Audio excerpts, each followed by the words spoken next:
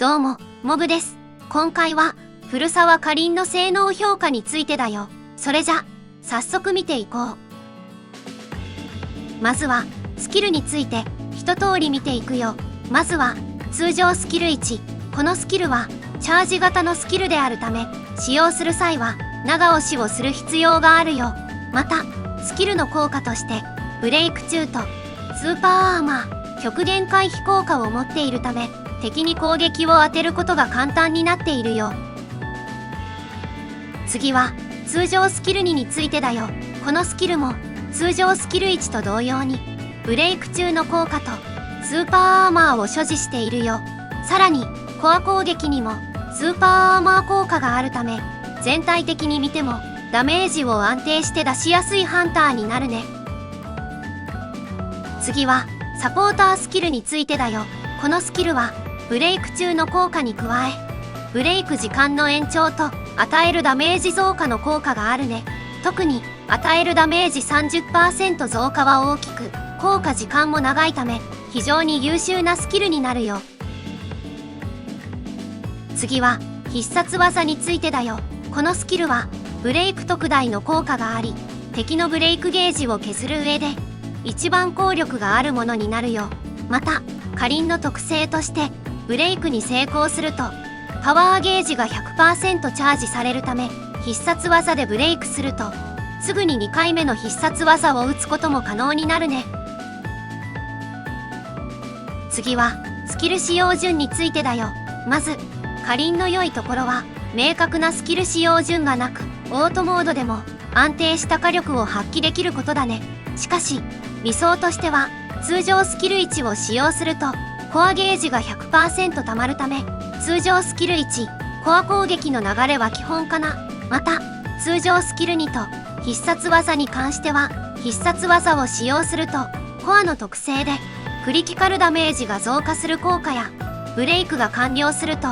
スキルクールタイムリセット、必殺技ゲージが 100% 増加する特性があるため、必殺技を使用できる際は先に必殺技を使用して通常スキル2を使おう。次は特性についてだよ。まずはゼロ凸の場合、かりんまたは味方がブレイクに成功するとブレイク時間が延長するよ。また特定のスキルを使用するとエシルのように追加攻撃が発生する仕組みだよ。この追加攻撃のシーカーミサイルはブレイク小の効果を持ち、命中すると受ける水属性ダメージが増加するデバフ効果を敵に付与することができるよ。これは後藤会長と似たような効果だけど、発動条件がかなり楽であり、効果時間も長いためハンターモードでも永遠に付与することが可能になるよ。次は一凸効果についてだよ。一凸になると通常スキル2だけでなく、通常スキル1でもミサイルが4弾発射できるようになるよ。またステージ入場時にオーバーテイク効果を自身に付与し、ブレイク効果を 50% も増加することができるよ。さらに光の攻防で使用する際はこの効果時間が延長されるため、余裕を持ってブレイクすることが可能になるね。そしてオーバーテイクの効果時間内に限らず、かりんや味方がブレイクに成功するとリミットブレイカー効果が発動するよ。この効果は全スキルのクールタイムリセットやコアゲージとパワーゲージ 100% チャージの効果があるよ。またブレイク効果が半減する代わりに与えるダメージやミサイルのダメージ、クリティカルダメージが 30% 増加するため、ブレイクした後にはダメージディーラーとして活躍することが可能になるよ。次は2凸から4凸効果についてだよ。まず2凸効果では通常スキルだけでなく QTE スキルやコア攻撃でもミサイルが4弾発射可能になるよ。ミサイルが増えることによりデバフ効果の発動の速さや雑魚処理のしやすさなどに大きく関わるため、2凸も意外と捨てがたい効果になるね。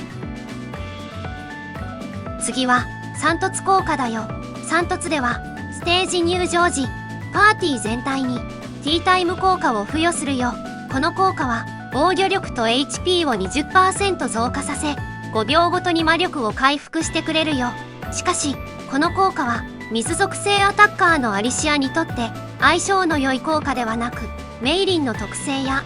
専用武器の効果も含め、水属性パーティーはうまく噛み合っていないのがネックになるね。しかし水属性パーティーは約1年以上新キャラが登場していないため、1周年を通して大きく更新され大幅に強化される可能性が高いよ。そのためこの3突効果はこれから大きな力を発揮していくものになりそうだね。次は4突効果だよ。この効果は水属性パーティーメンバーの数だけ水属性のハンターの与えるダメージが増加するよ。4突効果も次の水属性アタッカーのことを考えると捨てがたい効果になるね。次は5突効果についてだよ。この効果はミサイルのクリティカル確率が 100% 増加し、ミサイルのクリティカルダメージも 30% 増加するよ。またサブゼロ効果が強化され最大で 20% のデバフになり、リミットブレイカーの強化でさらに自身の火力が大幅に増加するよ。この5突効果ではデバフ効果を強化し、サポート能力も向上し、与えるダメージが大幅に増加するため、ブレイカー兼ダメージディーラーとして完成する形になるね。次は専用武器についてだよ。専用武器の効果は HP とミサイルのダメージ増加だね。この効果は基本的に5突している人向けや特典型のコンテンツで使用する際に求められるものであり、それに該当しない人はそこまで優先度は高くないかな。次はおすすめのアーティファクトについてだよ。まずは旧式のアーティファクトでは貪欲セットがおすすめかな。このアーティファクトはブレイク効果の増加に加え味方のサポートもできるため、とりあえず代用できる形になるね。そして新規アーティファクトでは混沌の欲望セットがおすすめだよ。このアーティファクトは貪欲セットと同様にブレイク効果の増加や味方のサポートに加えブレイク効果を持つスキルダメージが増加する効果があるよ。しかし新規セットが登場して間もないため、厳選が完了次第移行していく形を取ろう。次はおすすめのコアについてだよ。コアは名もなき悪魔とウォッチャーの牙がおすすめになるね。特に通常スキルの魔力消費量が大きいため、3突効果で魔力回復があるとしても必要なものになるね。次は簡単なまとめとおすすめの凸についてだよ。まずは先ほども説明したようにアーティファクトは貪欲8セットを使用し、厳選が完了次第混沌の欲望セットに変更しよう。また現状のおすすめ凸は1凸かな。理由として3凸効果がこれからどのように刺さるか未知であることに加え、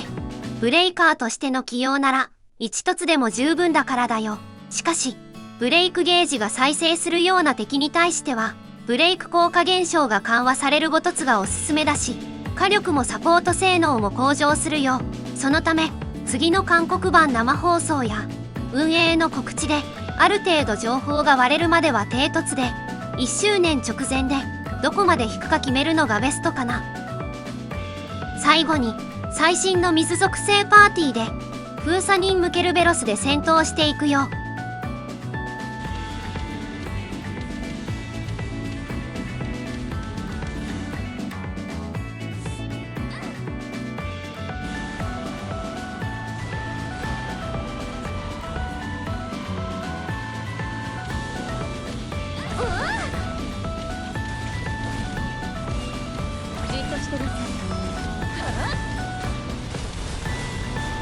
よく逃げられるかしら。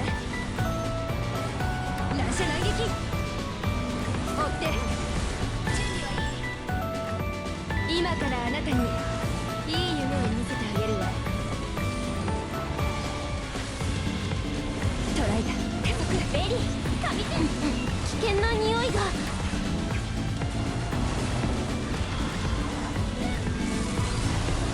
絡まれ。ほらおやつよ。じっとしてなさい。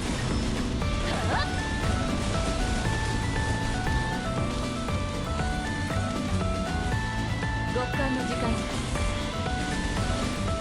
戦闘準備。成功よ。